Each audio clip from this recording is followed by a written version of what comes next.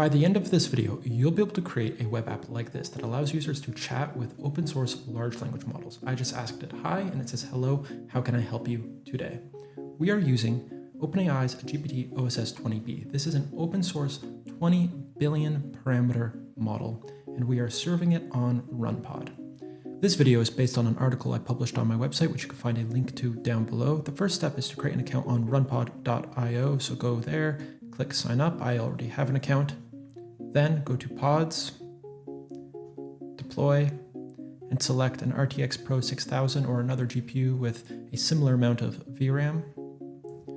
Press change template and make sure you are using Runpod PyTorch 2.8.0.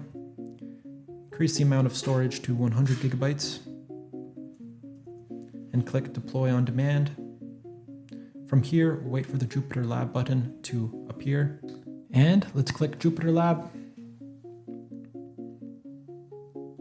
Then open up a terminal and we'll go back to the article, which will provide commands we can easily copy and paste. So the first step is to pip install Eric Transformer and a couple other dependencies as well.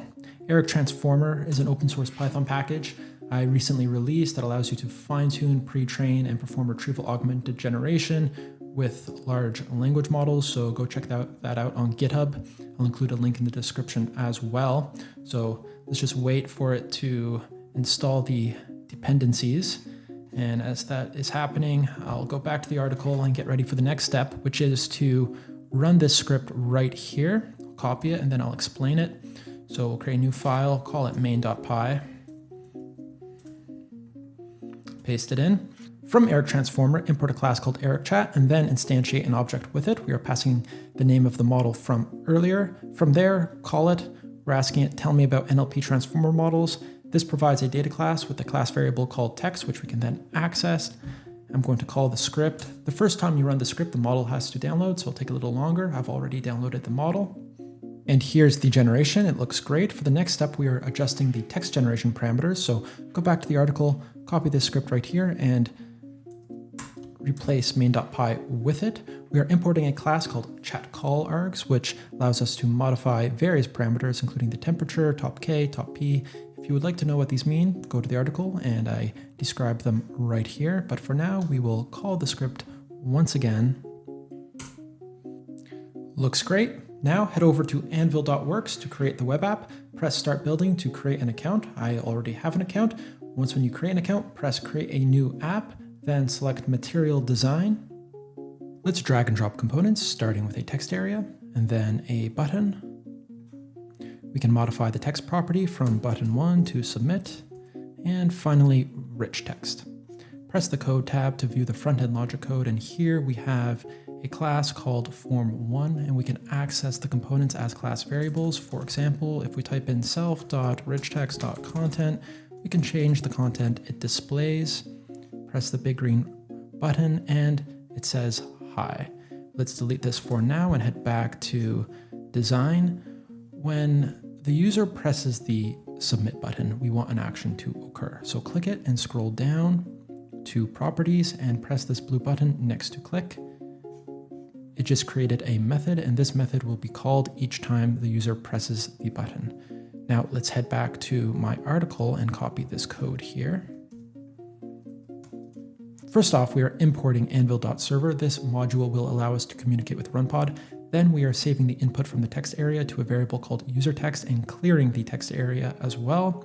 We then call the Runpod server with anvil.server.call. I will explain this in a moment. And finally, we take the result and save it to the rich text content property. To communicate with our Runpod instance, we need to enable Anvil's uplink functionality. So click this blue button and then select uplink and enable server uplink. I will not show this on video because it will generate keys.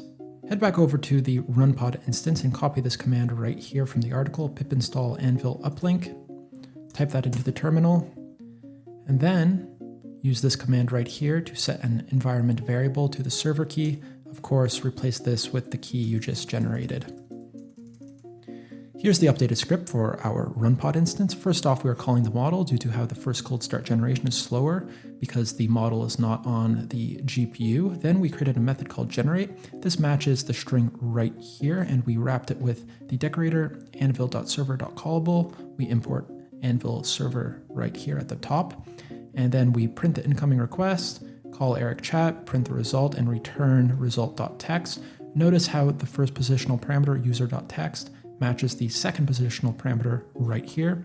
And then we also call anvil.server.connect and use the environment variable we just set. And finally, anvil.server.waitForever. This activates an infinite loop where we can then communicate with the server. Let's copy the script, head back over to Runpod, replace main.py with it, and then run main.py. After you see test hello, that means it's ready. So let's go back to Anvil, press run, and then type hi. Here we have it. Hello, how can I help you today? Right now, the front-end client is directly calling Runpod. I recommend you instead create an Anvil server so that the client's request first goes to a server hosted on Anvil and then to Runpod, back to the server, and then back to the client.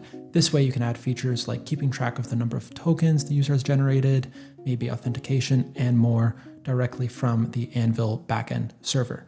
Now, if you're currently on a free plan, there's a 30-second timeout limit for server calls, and that means you have to run a different script. So if you go to my article and scroll down, there's an alternative script right here you can use. So instead of using the 20 billion parameter GPT-OSS20B model, we use a smaller model called GPT-J, which is 6 billion parameters. So if you would like to continue using the 20 billion parameter model, then click My Account, and then there should be an upgrade button here.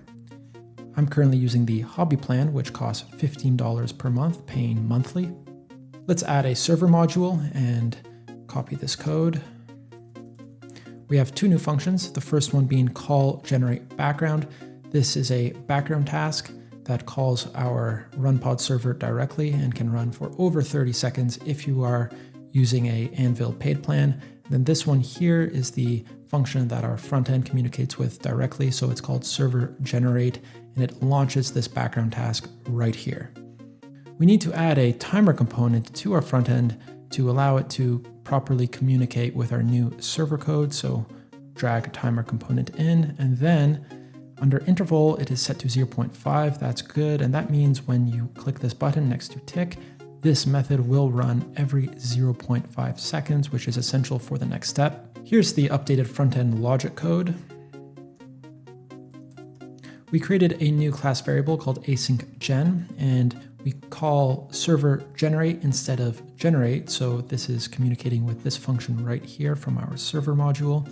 We then pass the result to this class variable we created, and under timer1 tick, which runs every 0.5 seconds, we check if async_gen is completed, and if it is, we pass the return value to richtext.content, and then we reset the state by setting async_gen to none.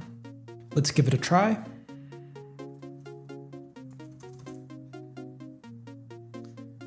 As we are waiting, let's go check out the Runpod instance. It says incoming request, explain AI. That's good.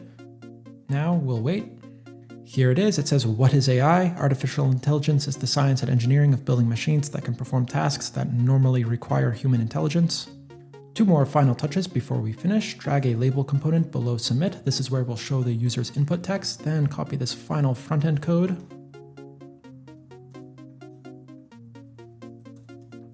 And right here, we are taking the user text and using it to pass to the label1 text property.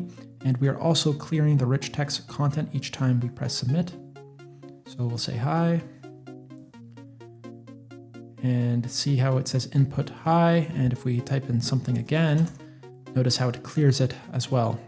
One of my favorite parts about Anvil is how easy it is to publish apps. Click publish and then select one of these. If you were to click add private URL, it will generate a URL that you can then share with others right away to use your app.